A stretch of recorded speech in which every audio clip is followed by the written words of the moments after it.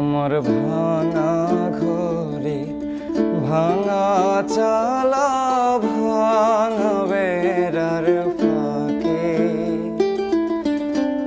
অবাক জ্যোৎস্না ঢুয়ে কাপড়ে হাত বাড়াইয়া ডাকে,